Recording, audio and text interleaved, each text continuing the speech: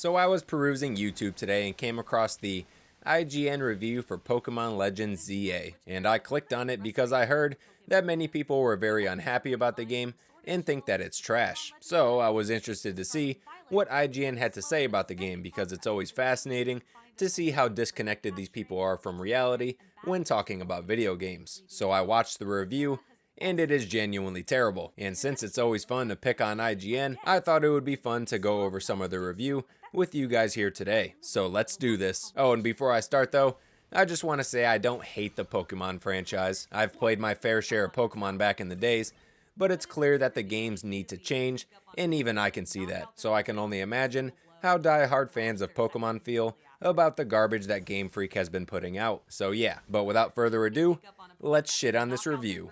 Pokemon Legends ZA, I'm happy to report, puts an end to that slide on basically all counts. It continues to successfully experiment with Pokemon's gameplay by translating its carefully cultivated turn-based battle system into an action-based one, and it does so while scaling back its ambitions for a massive world to a more manageable size, resulting in a tighter, more polished, and far more fun Pokemon than we've seen in several years. Let me stop right there. Being the most fun Pokemon in the past 7 years almost says nothing. That's number one. And number two, she says the game continues to successfully experiment with combat by switching from turn-based to an action combat. And I just wanted to point out that Nintendo probably got this idea from Pocket Pair, aka Palworld. You know, the people that they're suing for making a better Pokemon game. Speaking of Game Freak needing to play catch-up, I am at least happy to say that ZA runs at a smooth and consistent 60 FPS on Nintendo Switch 2. NPCs and objects do still pop in rather suddenly, but it's substantially better than what we saw in Scarlet and Violet. I didn't see any character animations moving at agonizingly slow frame rates. I didn't personally run into any game-breaking bugs. None of my Pokemon got stuck in the floor or the wall. The loading screens are almost too fast to read the tips shown on them. Taken all together, I was able to play through the entire game barely thinking about performance, which is so much more than I could say for ZA's recent predecessors. My God, we're just getting spoiled now. I can't believe that my $450 handheld can run a game that looks like shit and is made up of undetailed copy and paste buildings and structures at 60 FPS with very few pop-ins. What a treat. As for the Nintendo Switch 1, yeah, let's just skip that part.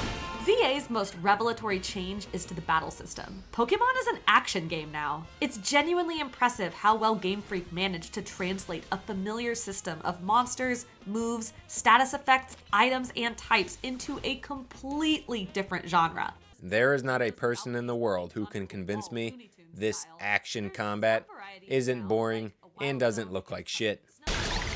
The indirect movement system, while a little clunky to get used to, introduces an interesting strategic layer of positioning as you play with the flow of dodging and attacking. She's trying to tell me that literally walking out the way of incoming attacks adds an interesting strategic layer of positioning to my gameplay? My God. While I hope Pokemon doesn't fully abandon turn-based battles, I would love it if the Legends spin-off series adopts this action system going forward and continues to refine it. And I cannot wait to watch the competitive community get its hooks into this and see what meta develops. You know what? I'll give her some of that. This game does need to refine its combat because it looks like garbage. And as for seeing what metas develop in this game, that's just not going to be a thing because it's literally a game for women and children. And while I've dinged Lumiose for being visually uninteresting, that's not synonymous with it being uninteresting to explore. ZA mostly solves one of the biggest issues I had with both Arceus and Scarlet and Violet. They had these big, empty worlds devoid of real reasons to explore beyond the surface. ZA isn't like that. By shrinking the world down to a manageable size, Game Freak was able to fill it with thoughtfully placed rewards. Sometimes those are items, such as TMs or collectible colorful screws that wait at the end of rather amusingly cumbersome platforming segments. Wait, you're telling me that they managed to place pink rocks and collectible items throughout this barren wasteland? No, there's no way they managed to do that. We don't even have the technology to accomplish that yet. I don't believe this woman. While most are confined to wild zones, some monsters do still lurk in the city streets, and they're genuinely exciting to find. I'd be excited too if I was in the desert and saw a tumbleweed.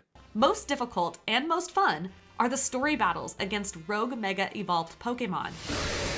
These monsters are big and mean, deliberately going directly after your trainer a lot of the time and forcing you to carefully balance dodging attacks yourself and positioning your Pokemon well to slowly whittle down a big health bar. So the game is easy except for the bosses in the main story where all I have to do is walk away from attacks. You know what? That is very difficult if you don't have eyeballs. Pokemon Legends ZA finally feels like Game Freak hitting its stride in Pokemon's Good one. 3D era. Lumiose City may not be visually thrilling, Or thrilling in any other way. well-written characters, and amusing side quests still make it fun to explore, Pink rocks. while also serving as the ideal vehicle for a more intimate and emotionally mature Pokemon story. No one cares. Total battle system overhaul, from turn-based to action, also works surprisingly well. Absolute trash. Intuitive for series veterans and engaging to play casually, while introducing all sorts of intriguing possibilities for deeper competitive play. Women and children. And while ZA could use a little performance help on the Switch 1 Just take it off the Switch 1. from its predecessors, and significantly better if you're playing on Switch 2. Don't even put it on the Switch 2. Just take it off the store. Sigh at the end of a Pokemon review. It sure is refreshing to once again be excited to keep playing for hours more. Yeah, I'm sorry, I just disagree. This game looks like trash, and the gameplay looks even worse. Again, it's a game that's made for women and children. But for any actual fans of the franchise, I'm sorry. I do hope it eventually gets better. But when you have reviewers constantly sucking off these big companies that deliver bad games to keep their access journalism, it's not going to do the series any favors. But overall, this was a pretty terrible review, which I enjoyed watching. I'll continue praying for you Pokemon fans out there because it has not been pretty for you. But that's it for me though. I just wanted to talk about this because, quite frankly, I was pretty bored. But don't forget to like this video and subscribe to the channel if you want to see more content like this. And I'll catch you in the next one. Peace. Resulting in a tighter, more polished, and far more fun Pokemon than we've seen in several years.